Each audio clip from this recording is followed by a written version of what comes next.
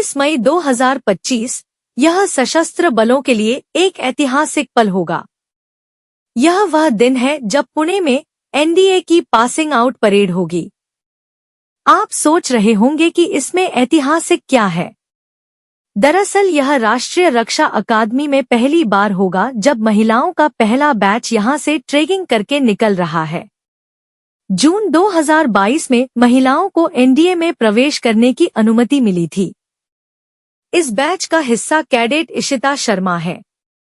इशिता ने बताया, मैं एक गैर सैन्य पृष्ठभूमि से आती हूँ।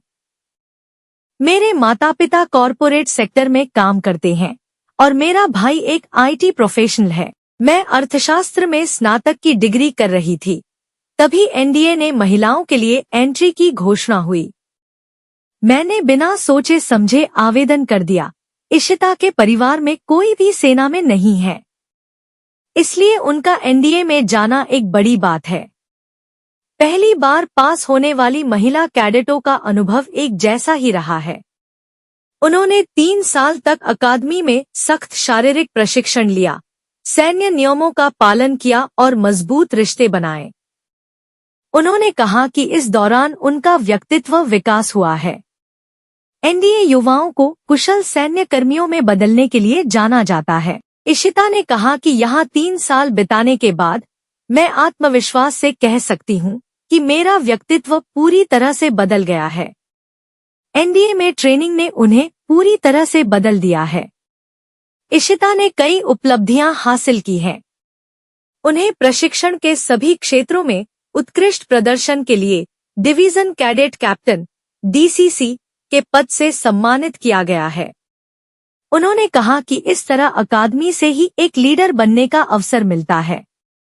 यह स्वाभाविक रूप से आपके नेतृत्व के गुणों को विकसित करता है।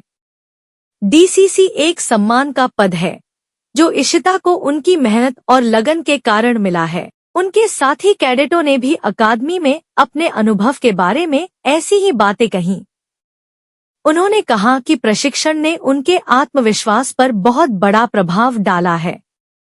इशिता ने कहा कि अकादमी में शामिल होने से पहले मैं एक अंतर्मुखी थी। यहाँ मैंने जीवन भर के लिए कई दोस्त बनाए। वास्तव में मेरे कोर्स के साथी अब परिवार की तरह लगते हैं। मैंने इसकी कल्पना भी नहीं की थी। आप अटूट बंधन बनाते हैं जो हमेशा के लिए रहते हैं। एनडीए में दोस्ती बहुत खास होती है।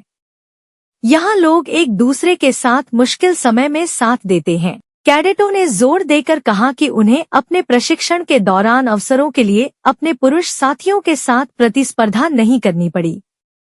इशिता ने कहा कि समान अवसर स्वाभाविक रूप से प्रत्येक व्यक्ति को सशक्त बनाता है। यही बात अकादमी को सभी मामलों में अद्वितीय बनाती है।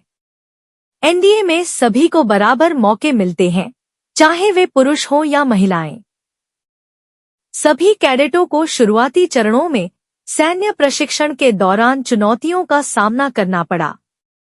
उन्होंने शारीरिक फिटनेस और मानसिक बाधाओं को दूर करने के लिए कड़ी मेहनत की। इशिता ने बताया कि एक बार जब आप उस मानसिक बाधा को तोड़ देते हैं, तो आप हर बार अपनी सीमाओं को अगले स्तर तक ले जाते हैं। वास्तव में यही मायने रखता है, यह नहीं कि कोई एक बार में कितने पुशअप कर सकता है। एनडीए में मानसिक रूप से मजबूत होना बहुत जरूरी है। ऐसे ही खबरों के लिए देखते रहे एकता केसरी न्यूज और हमारे चैनल को लाइक और सब्सक्राइब करना न भूले। धन्यवाद।